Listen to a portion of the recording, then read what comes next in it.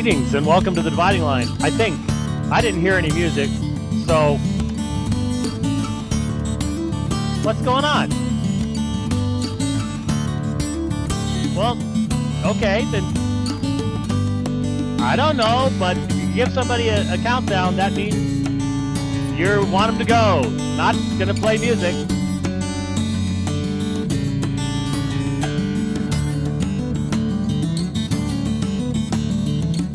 All right, welcome to the Dividing Line. Second time I've started that, but that's okay. You didn't hear that, I hope. I don't know. It doesn't matter. We are in the AO Mobile Command, and we are currently coming to you live from beautiful Golden, Colorado. It's a little warm up here. I guess there's a big, huge high pressure system that's just parked itself over the west. And I may cough a couple times during the program today. So before the Karen cult members in the audience start sending SWAT teams, which would have been once an over-the-top silly statement, but it's not anymore, and we all know it. I actually thought about trying to. I didn't have the time to do so because I was looking at Gregory of Nissa and getting some other stuff, much more important stuff put together for you here. But I took a picture this morning, and this will give you an idea. So you should be seeing a picture from, I don't know, I guess this was around 13,000 feet above sea level, something like that. Now I have other pictures like this from years past, and you'd be able to see far into the distance, and you'd be able to make out trees on the mountainsides and all the rest of the stuff. Instead, see, there's the coughing. I guess there are fires up in Idaho or something, and the rotation of the high, which is making it very hot in Phoenix right now, is sucking all that smoke down into Colorado. And I noticed that when I pulled into Colorado Springs a few days ago, you couldn't even see Pikes Peak. And that's sort of obvious in that area. But no, you couldn't. And that's what it looked like just a few hours ago up on, I think I was descending Mount Evans at this point. I'm not 100% certain, but I may have just stopped. The road up there, God bless them, they call it the highest paved road in North America. The term paved needs to be defined a little bit more closely, I think, in certain sections, in most sections. It's one thing going up, you're going slow. Man, coming down, I lost about 14 fillings along the way. It's craziness, but at least there weren't any storms today. It looked like that. And so I spent, I don't know, 3.5 hours breathing that stuff in very hard. And I was not breathing through my nose.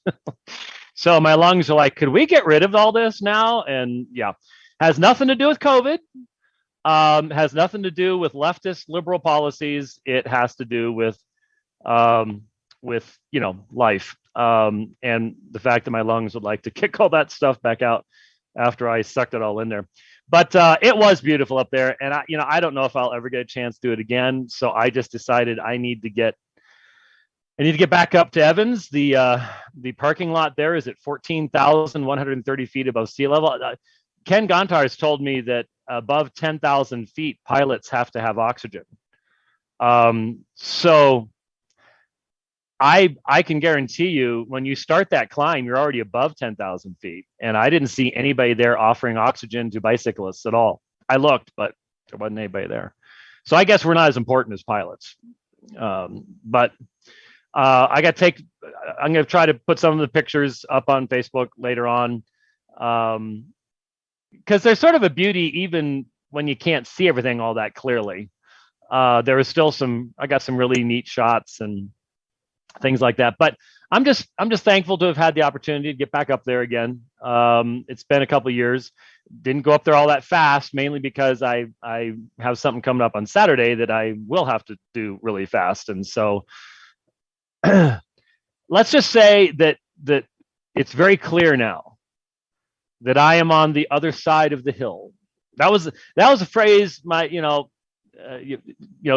the hill,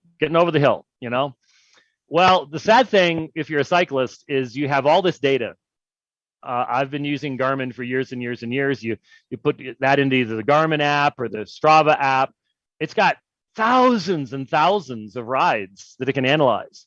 And so nice big graphs come out that say you're getting old. You can just see 2016 was the top, and we're doing the downward spiral thing. And yeah, it's like, okay. But I didn't see too many other people my age on bikes anywhere near the top of it. And nobody on a bike passed me. And I was stopping and taking lots of pictures. I passed about 4 guys, and they were all younger than me. In fact, 2 of them were probably in their 20s. And I do love the disgusted look you get from 24-year-old guys when you blow by them and you've got this, and it's just, so that's half the reason I have it. It's fun. Anyway, so we had a great time, a wonderful time at Hope Chapel in Colorado Springs. I really want to thank everybody there put it together. Jason Lyle and I got to spend more time together than we've really gotten to spend in the past, other than the one time he actually drove up here, and he even offered to come up tonight to do some stargazing. And I'm just like, Jason, I'm sorry, but after climbing to the top of Mount Evans today, by 9 o'clock tonight, when it's dark enough to be doing anything, you may be showing me something wonderful, but you're going to hear snoring coming back. So I just, and I'm speaking twice this weekend, Redemption Hills Church on Sunday morning from John 17, and then Boulder Bible Church in the evening down in Boulder. Yeah, I've got a lot of stuff going on, and so we couldn't do it. But I got to spend time with Jason, and we determined that even though there's like 12 years between us, we were separated at birth. He got all the brains, clearly, and all the looks too. I'm not sure what happened to me. It's sort of like that Twins movie. I'm Danny DeVito. But still, man, we are freakishly alike in stuff that we like and don't like, and things like that. He's even a plainer eater than I am, which is really hard to be honest with you. Ask Rich, he knows. But anyway, we had a great time together. And so when we spoke together, I spoke on, and I haven't looked, I would assume that these are on the church's website or something. But I spoke on dealing with Roman Catholicism initially in the first session, which these days is fascinating with everything going on with German bishops rebelling and Pope Francis making a mockery of the old line. Is the Pope Catholic? We can't tell. Sort of hard to know these days, to be perfectly honest with you. And then Jason did a great presentation on dealing with secularists, and it was very presuppositional in nature and really good. And then fairly late in the evening for me, I spoke on dealing with the LGBTQ movement. And that was tough. I started preaching, and it was interesting because when I got done, everybody was perfectly quiet. And even when people started coming up to us, they were whispering. And I said to Jason, I said, why is everybody whispering? And he said, you sucked the air out of the room. I was like, oh, okay. It was pretty serious. I spoke right to the parents, especially in the room, about the world's fevered desire to get hold of their children and to destroy them. And so we had some really good conversations afterwards, deep conversations afterwards. It was great. So, and it was a Tuesday night, and so that really illustrates uh, what we need to be doing with the road trips. Is I can't do everything. I can't do something every night. Literally, I have to. I'm traveling alone.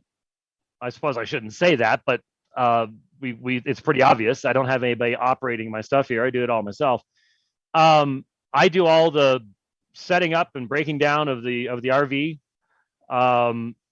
So at the same time, I'm listening to stuff and studying stuff and getting ready to speak up in Idaho. I don't know how many times in Moscow at NSA and Christchurch and the Grace Agenda Conference. I'm listening to stuff and studying stuff, and at the same time, I'm hooking up the sewer connection for the RV. And you need to do that correctly. There's a right way, and there's lots of wrong ways. Yeah, there really is. And you got to get the electrical stuff right, and you got to get the reality is that garden hoses, sometimes they hook up right and sometimes they don't. That's just the way it is. I've got a little leak on the connection here, but all sorts of stuff like that. How to chalk wheels, and all that fun stuff that comes with the RV life while doing everything else. And so this was a really good example, I think, of it's Tuesday. And so like I was saying, I can't do something every night when I'm traveling. So if you see that I happen to have been in the general area and I don't necessarily on this trip get to you, please be patient, because like some nights I need to do laundry. I mean, it's just that basic. And if I don't want to if I'm not staying at a place that has particularly nice laundry facilities, I've got this laundry bag and it's in the shower, and it's sort of like how humanity did it for many, many years, except I have soap and humanity didn't have that. But so it's still a modern way of doing it, I guess.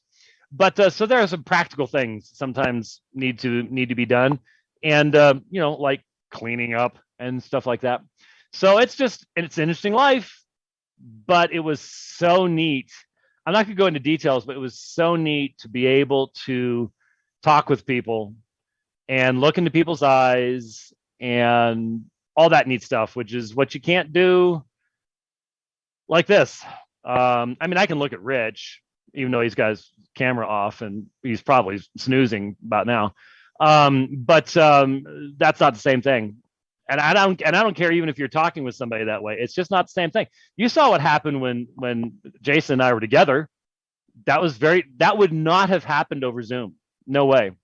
Would not. There was a natural chemistry that takes place there that just simply doesn't happen in other contexts.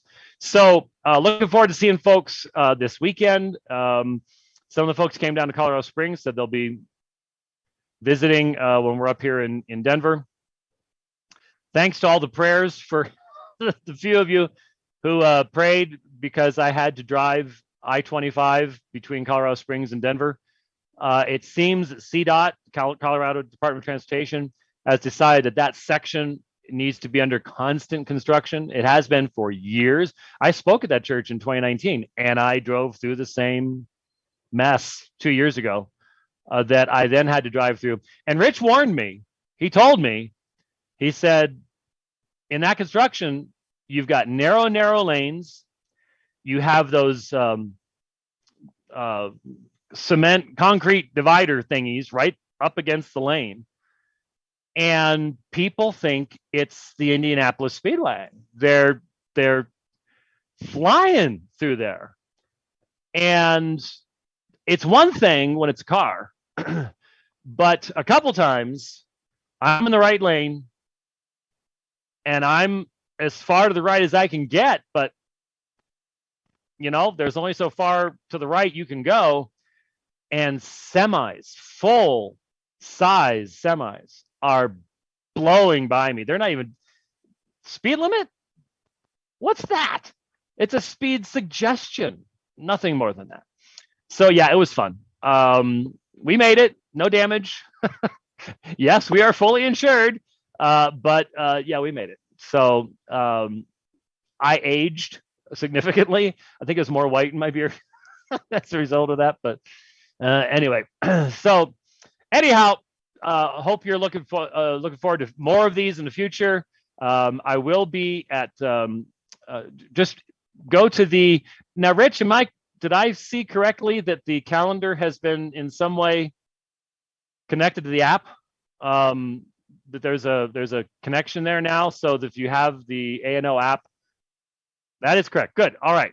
So I thought I saw that, but stuff that comes through while I'm driving is not necessarily guaranteed to stay in the brain for obvious and good reasons. Some more of that good smoke we're gonna get rid of there from the air, not from any other sources. So keep an eye on the app, and we're gonna be up in Frenchtown, and of course up in Idaho, and then we're gonna be in Las Vegas, and that's just this trip. And then I really need to get working on the G3 trip, and we'll see what comes of that. All right, now, real quick, I'm not going to spend much time on this because I want to get into Gregory of Nissa and Gregory Thaumaturgus. Yeah. You sent that before, and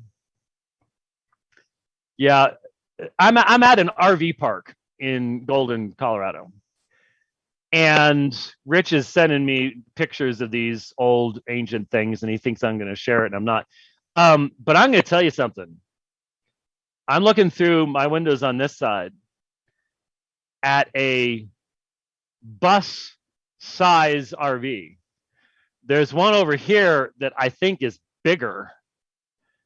And I think they have like a thing they've welded on the back for a Harley, and then that has an attachment for a car. I don't even know how long that is. And then across the street, and I mean, these people put flagpoles up, lighted flagpoles at night. They're not pulling out every few days like I am, but these things are humongous. And the guy next door to me was telling me that his basically drives itself, which I'm not sure if that made me feel good or bad, to be honest with you. It's a little bit scary. But man, I've decided that our rig is smack dab in the middle. I've seen some out there that would absolutely forever cause you to be the Hunchback of Notre Dame. I mean, they're just that small. And I mean, if you lean to the right, you hit your head on the front. And once you go in, I mean, it's just, I don't know how that works, to be honest with you. And then you've got these things that you could put 50 people in there and they'd be comfortable. And so somewhere in the middle is where I am, I would guess. And so it is, I wish I had more time at night. I'm not really a night person, but just wandering around one of these places, I've heard of RV park evangelists. I have. And I could see how that could, I've actually had the idea, and I'll have to see if it, and I've actually sort of started working on it. I was setting my little telescope up. I've got a 4.5-inch telescope with me, setting it up at night. And the problem is, by the time night comes along, I'm dead tired. And I'll be honest with you, thanks to either the air conditions, the smoke, or the storms, I haven't seen a clear night yet the whole time I've been traveling.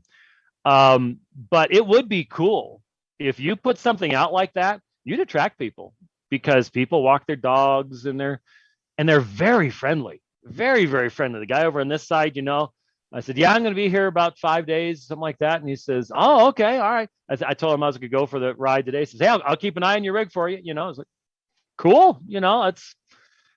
It's a little cult. It really is. Can I borrow your sewer tube? Like, it's different. Anyway, so all right, put all that stuff aside. Real briefly, the speed at which my nation has been transformed into something completely different has left me basically speechless. I don't think most people understand. I just think we're too busy with other things in our lives, or we just have this long term, we just trust the government idea thing going on. I don't know. But you need to understand, because the Equality Act thing is coming one way or the other. And that's going to be huge, and that's massive. But if you want to see how it's going to be fleshed out over time, look at what just happened with the eviction issue and renters. If you just step back for a second, private property just disappeared. The entire idea of ownership of property that is fundamental to the foundations of the Constitution of the United States has been undone by the unilateral decree of a woman who until January was a college professor. She is unelected, but somehow now has the authority to say to property owners, you don't get to do with your property what you want to do with your property, in the sense of, because obviously what's going on is a lot of people are dependent upon rental income to pay their own mortgages. And so you are having people losing their property because the government says you can, if someone's living in your property and they had an agreement with you because of COVID,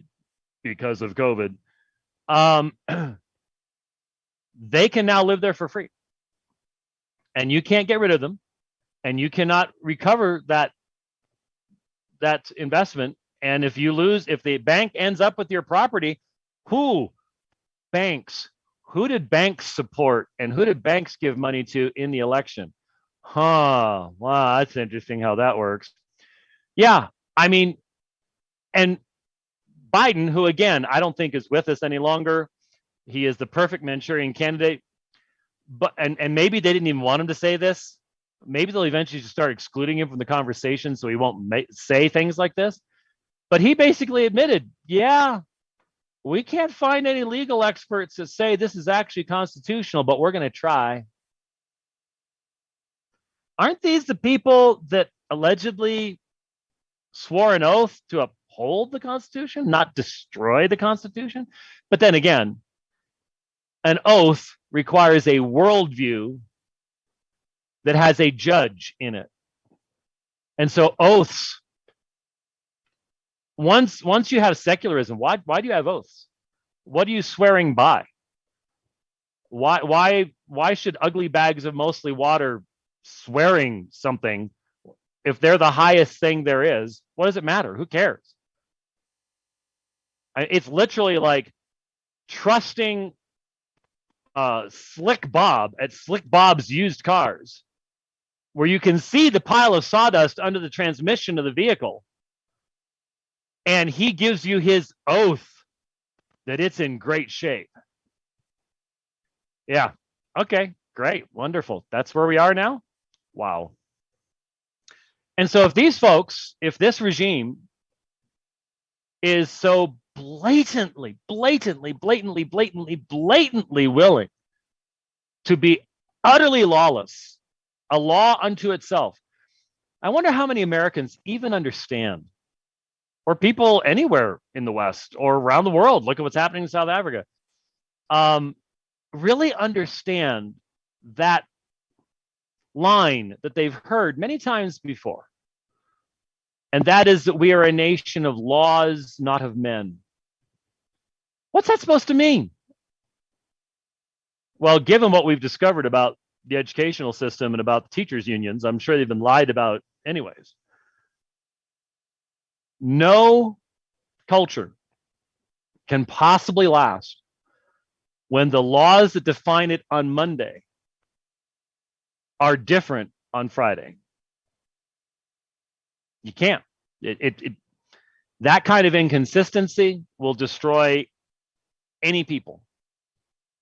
The beauty of God's law is your grandparents lived by it, and your grandchildren will be blessed by it. But man's laws, oh goodness. We've already seen example after example after example just over the past 18 months of man decreeing things that now no meaning at all. Doesn't matter at all. A nation of men rather than law. It's anarchy. It's destruction. It's destructive of human life. And that's what we're looking at. That's what we are facing. There's no two ways about it. It's astonishing. The speed at which this has happened and the boldness. Oh, the boldness. And I really have to wonder. Look, I don't believe, I'll be honest with you, I don't believe 80 some odd million people voted for the man who doesn't know which day of the week it is. There was zero excitement for that man. So when you look me in the eye and say, you know what, more Americans voted for Joe Biden than voted for Barack Obama, I just go, you are a silly person. There's probably a better line from Monty Python someplace, but you are naive on a level that's really difficult to begin to comprehend. So this regime with the old man figurehead that they trot out there to blather around a little bit, but the people behind the scenes that are running it, these people are bold. They hate the Constitution. They hate Western democracy. Well, they use all the same terms, of course. That's what you have to do. But are they passionate about wanting something completely different? And they are accomplishing it at high speed. At high speed. But one hope that I have, because see, in my mind, from one direction, it's like God's got to tear this one down. It needs to become a watchword.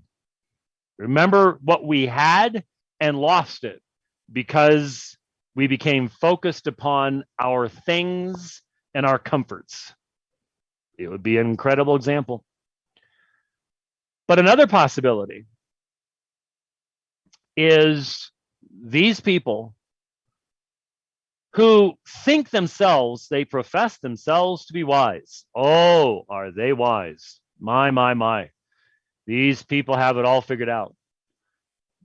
They're actually people who have very little knowledge outside of their own very narrow fields of expertise. They are not Renaissance people they're not widely read at all. And they show no even basic rudimentary wisdom. They're good at plotting and scheming, but that's not what wisdom is. But these people may well finally go so far, and man, they've gone a long ways already. You would think this would have already have happened. But Doug Wilson, yes, I listened to Blog and Mablog,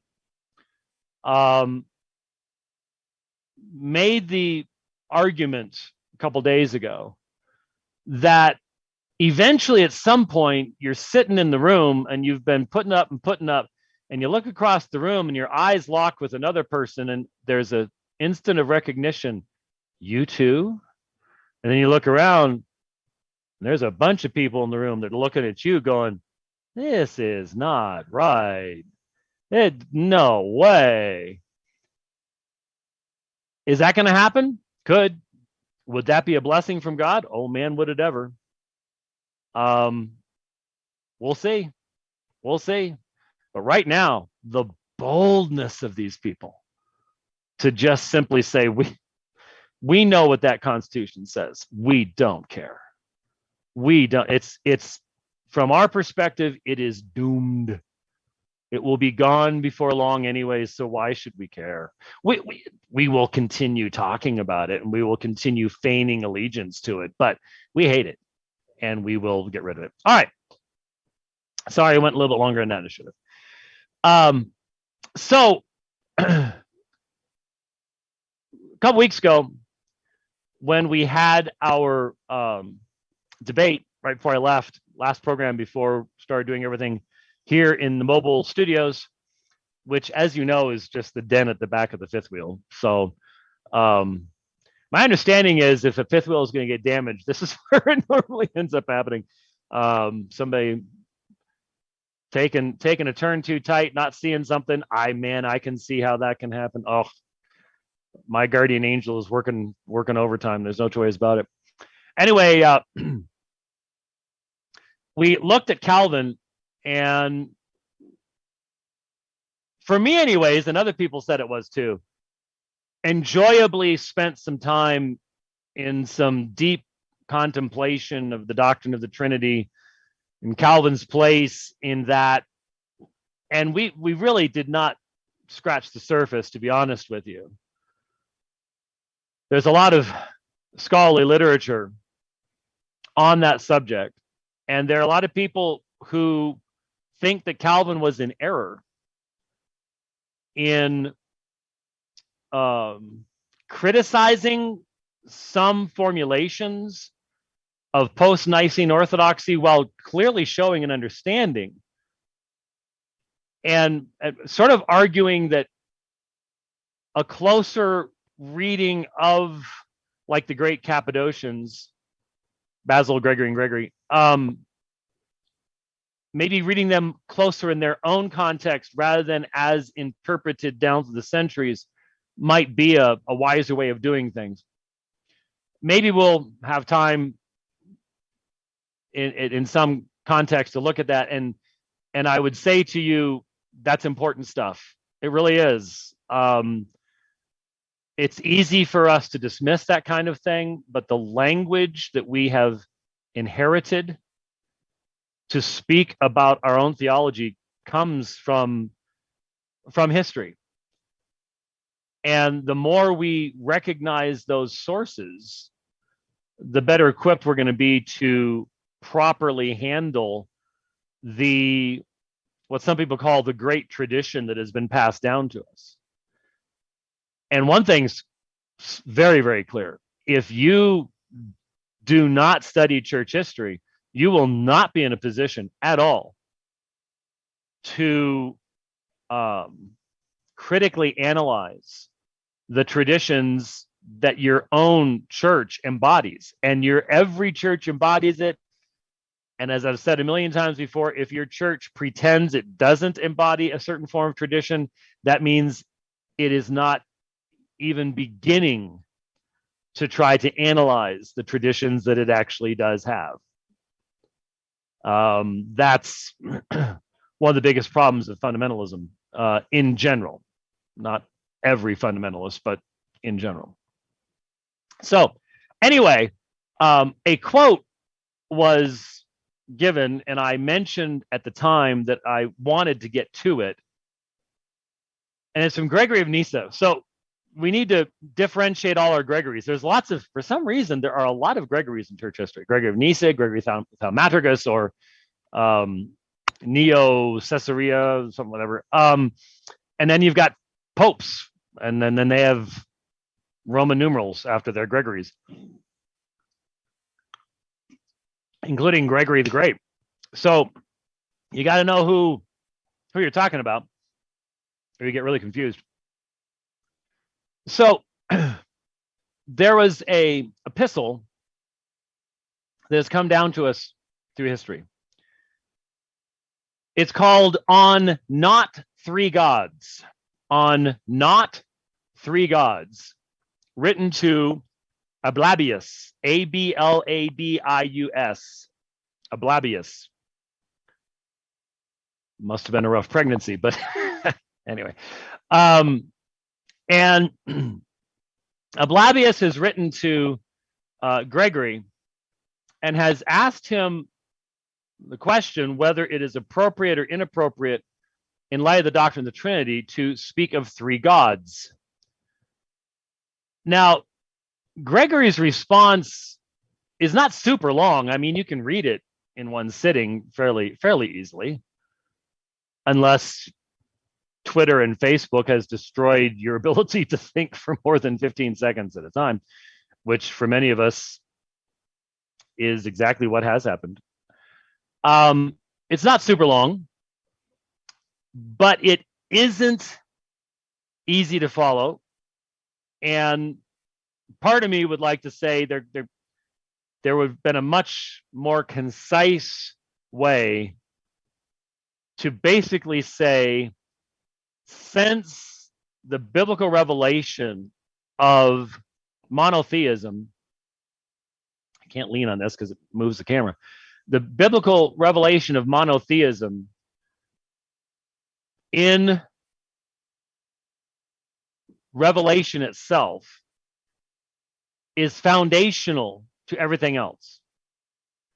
It was first, it's primary, it's foundational, it's definitional. I would argue that when you speak of the distinctions of Father, Son, and Spirit, that those distinctions are introduced to us scripturally,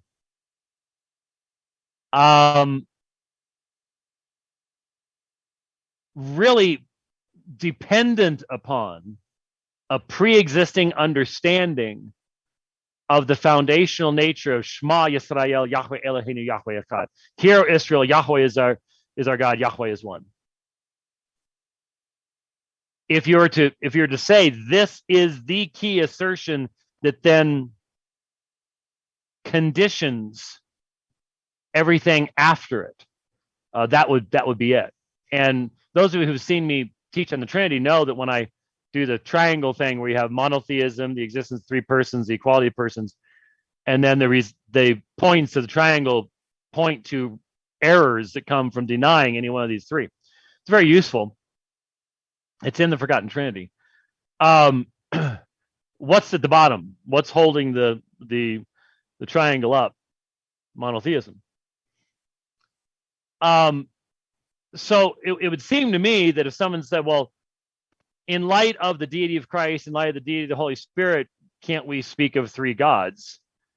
My response would be, that's thinking about it backwards from the way in which it has been revealed to us. And I would also then default back to, as Calvin did, the identification of Father, Son, and Spirit as Yahweh. The use of that the one name, which Jehovah's Witnesses writes, used over 6,000 times in the Old Testament. It's all over the place. It's true. But when you actually think about the fact that New Testament writers then utilize that name specifically of the Son in unique contexts, especially the Psalm 102, 25, 27, Hebrews chapter 1, 10 through 12 citation. You just can't get around it. It's just, I think I've seen most of the attempts and they fail and fail badly, including Buzzard's really bad attempt at it. I mean, it works for a lot of folks who don't know some of the background issues, but anyway. So I would have responded to Ablabius without having blabbed quite as much as Gregory did. But still, when you read it, it's intriguing, it's interesting. I personally struggled with the illustrations he used because of the fact that he used illustrations from creation to attempt to communicate something that I think is absolutely unique, and hence, like the Trinity itself, there's no analogy that actually really works. And so I struggle a little bit with that. But I wanted to get to the specific quotation, which is from the last paragraph of On Not Three Gods. And what I did before I left home is I spent a fair amount of time tracking down the original language source for the English translation. You can find the English translation of this in what we used to call the Erdmann set. Now Hendrickson has it. So it's really the Schaff set. Schaff did most of the editing, but it wasn't just him. It's the 38 volumes that look so wonderful on a bookshelf. They really look, they don't have any look at all when they're in a program. But I have them in accordance. And of course, I had them in print long before I had them in accordance. And so this is the Greek underlying the translation. And you will find lots of different translations. And one of the reasons for that,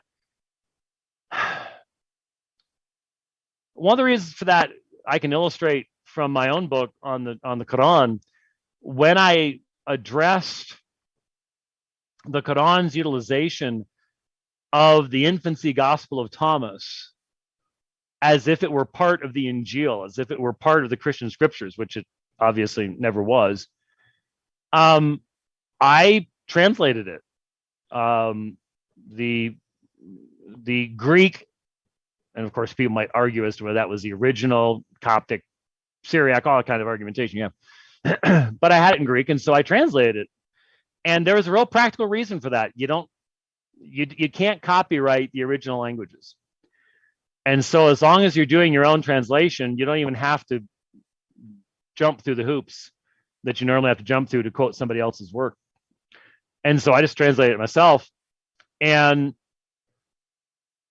as a result, you frequently end up with differing translations in being cited by different individuals. And if it wasn't as much of a big deal in the olden days because everybody could read Latin and almost everybody could read Greek, at least in scholarship, and now this is not the case. So here was the last paragraph, as I see time going by here. Here was the last paragraph of On Not Three Gods, as it's found in the most common English source, because that same set is available like at ccel.org. So it's available online. Not all that easy to search, but you can learn how to do it. So that's probably the most common translation you're going to be encountering. And by the way, I want to mention this.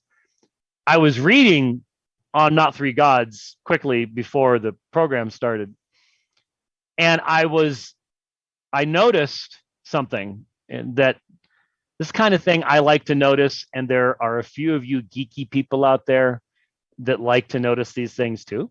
So I'll share them, and all the geeky people go, ooh.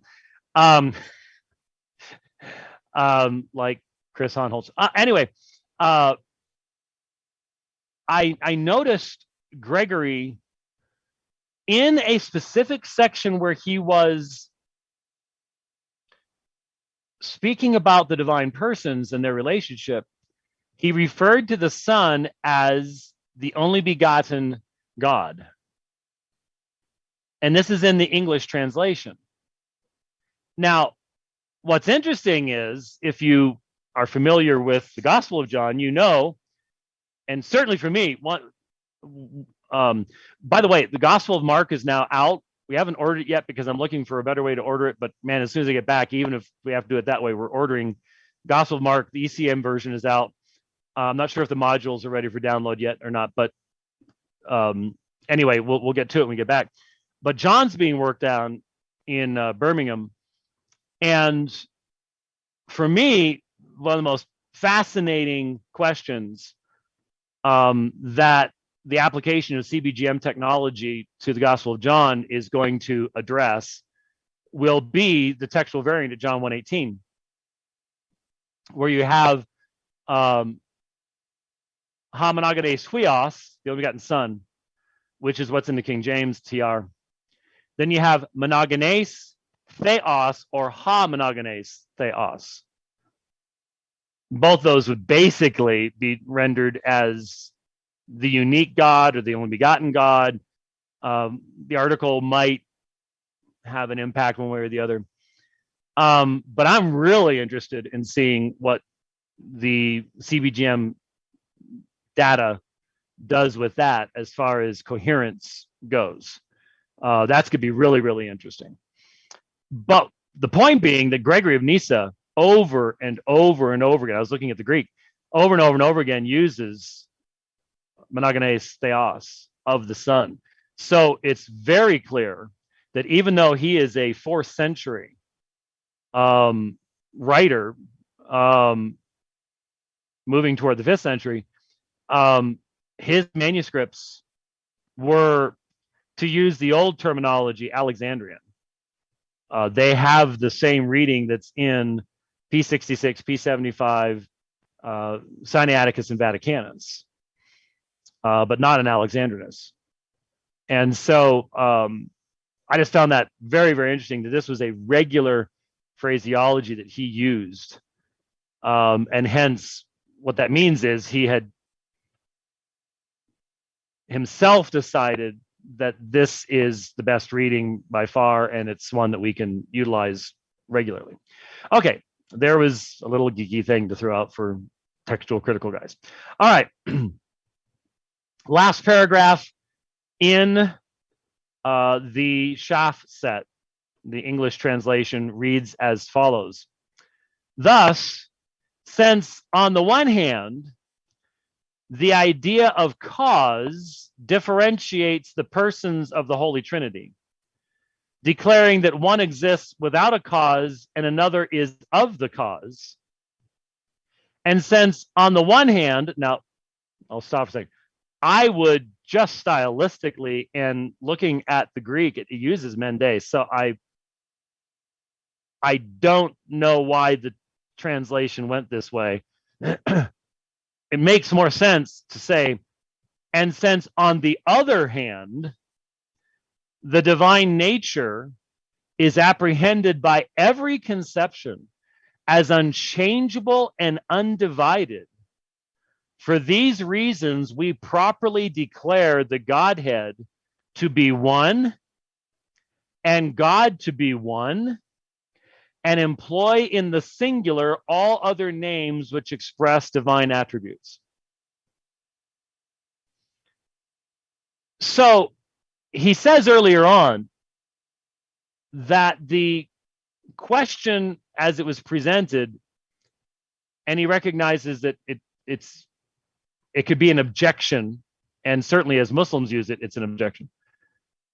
That the whole idea, and this is really what the logical problem of the Trinity thing is all about, is, of course, to try to say this is logically incoherent based upon applying the same standards to the relationship of the persons as you have ontologically to the existence of the divine being. It's no matter how hard you fight, you are conflating categories. And that comes up here in his very concluding statement, having argued for the deity of Christ, having argued that you cannot, there's a section in here, don't have time to read the whole thing. Like I said, it's available online. I would recommend it to you if you are really interested in these kinds of things to read through it. But he had argued that the Father does not do anything separately from the Son. The Son doesn't do anything that is not perfected by the Spirit. So within what we would call the economic Trinity, there is this consistency that flows from the unity that is theirs in the full possession of the divine nature. And yet they're not doing the same thing. And so the illustration to use is if we say that we have been given life by God, the scriptures tell us that this life comes from the decree of the Father. The Son gives life to whom he wills. The Spirit's the one that makes us alive. But he says we don't say that we've received 3 lives. We've received 1 life, and we recognize that one life comes from God. And when I'm speaking of the life that I've received from the Son, that's not some different kind of life than what would come from the Father or from the Spirit.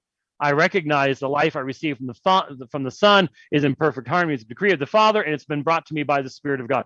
There's perfect harmony here, and this is his argument. And it's part of his argument as to why he concludes you don't use the phraseology three gods because it's inappropriate to do so.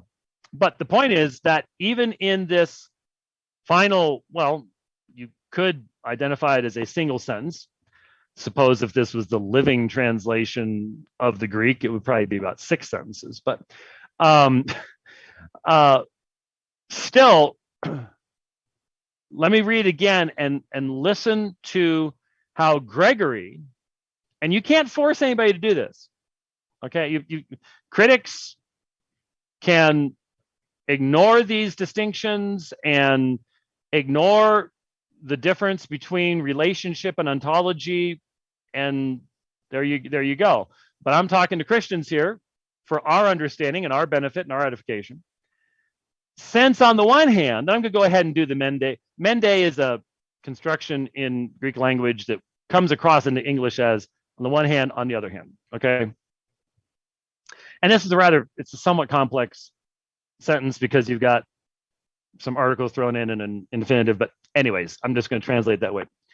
Thus, since on the one hand, the idea of cause differentiates the persons of the Holy Trinity, declaring that one exists without a cause and another is of the cause. Now, I didn't have time to go back and because I know it's in Twitter someplace, and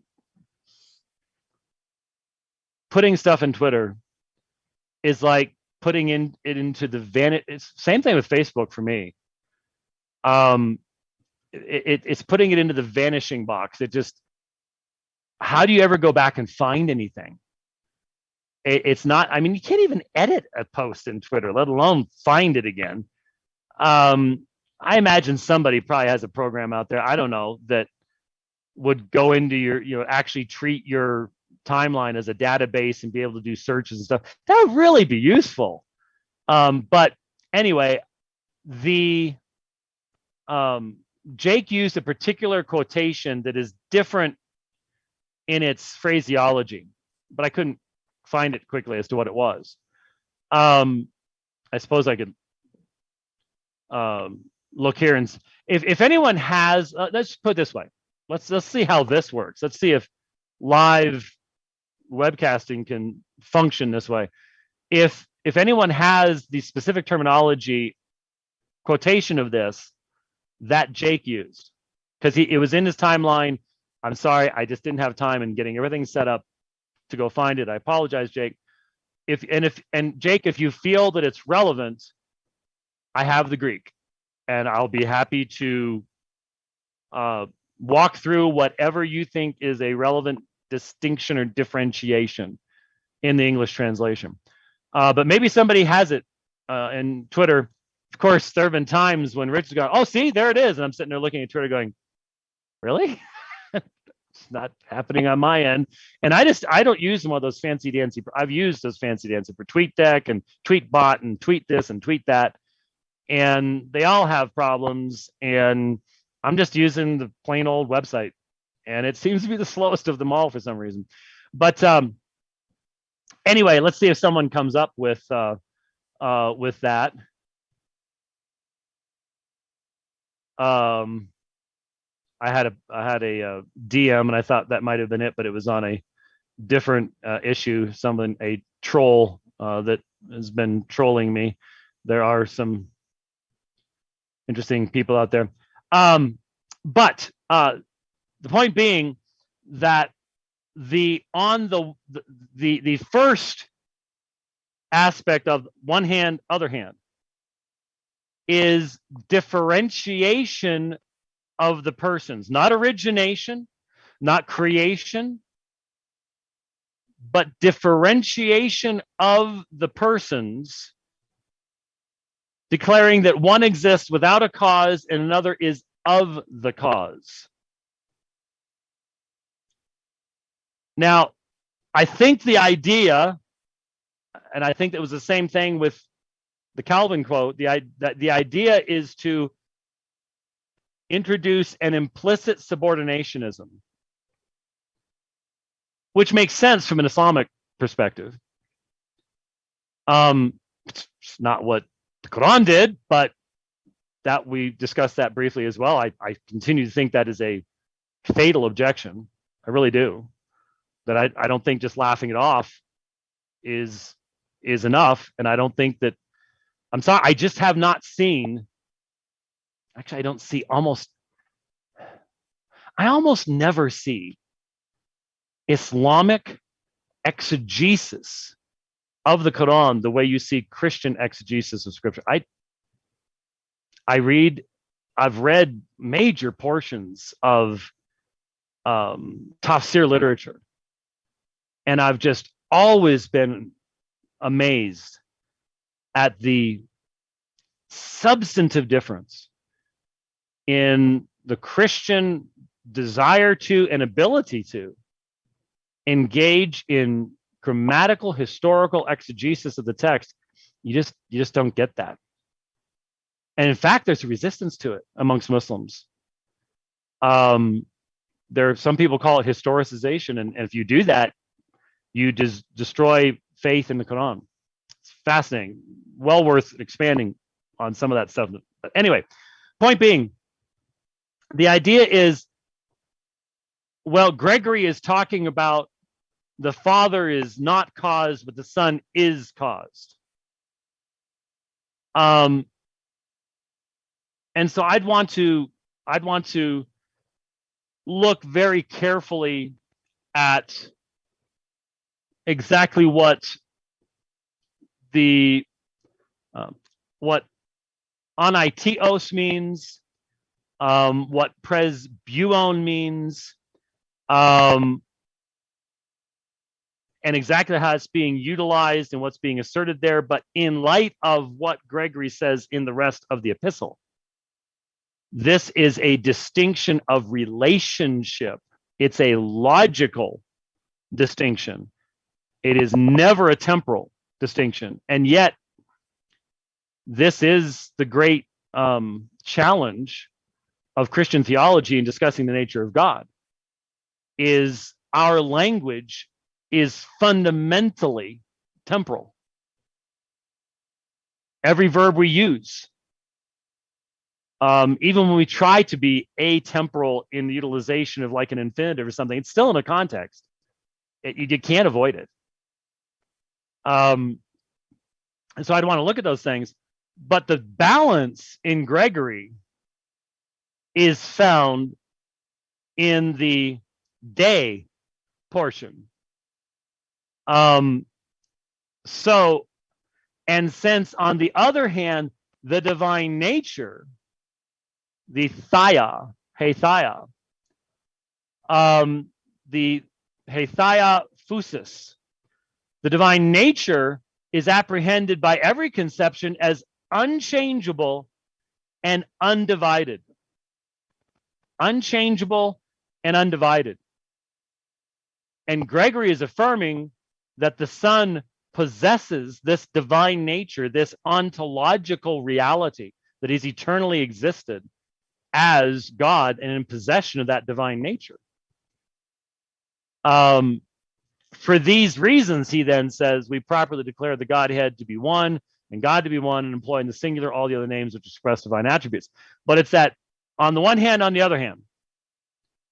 And so he recognizes where the objection's coming from, but what he's saying is, in the final analysis, when you do not conflate the categories, then the result would be we do not utilize the phraseology of three gods, because there is only one being of God, and that the relationship of Father, Son, and Spirit is not something that changes the indivisibility of the divine being. So it's not like the Father possesses it and then he just sort of shuttles it out to the Son, and then you have arguments as to then whether the Father and the Son then give that to the Spirit, or whether the Father alone gives the Spirit spiration, and all the rest of that argumentation that takes place at that point, which once was the stuff of dinner conversations across the Christian world. And now I wonder what percentage, I mean, Eastern Orthodox folks know about it because it's sort of definitional for them. But man, most folks in the West know nothing whatsoever about that whole discussion. People went to war over things like that in the past. But again, this is called On Not Three Gods. It's in the volume that contains the writings of Gregory of Nissa. Some search engines might pull up Ablabius, Ablabius, if you want to try to find it and look at it yourself. Yes, today has been somewhat of the seminary level type thing, but it's important stuff to talk about. If it comes up in debates and stuff like that, it's worth going back to the original languages and original contexts. And I just love taking opportunities like this and going, because a lot of modern Christians have the idea that what those folks were arguing about back then, let's be honest, we think that they missed it and that we're smarter. There is a modern man hubris that we all suffer from. And the reality is, most of what Christians argue about with each other today is child's play in comparison to what most of the conversation between Christians involved in centuries past. Let's just be honest. That's just the way it is. Just the way it is. All right. Hey, as far as I can tell, I didn't hear anything from Rich that said we were having max headroom moments. No one has any idea what max headroom moments are, but Rich and I are old and we remember max headroom, and so it works for us. So you just have to let us do our. It's sort of like when Jason and I talk and we all of a sudden slip into Star Trekese, and he even did that a couple times in his presentation. Well, actually, once he even used Thanos as an illustration. That one probably communicated with a wider variety, but yeah, he throws out the ugly bags of mostly water stuff and all that kind of stuff, just sort of naturally for him, and yeah, so there it goes. Anyways, hopefully it's all worked well for everybody today. Let's see, today is Thursday, so yeah,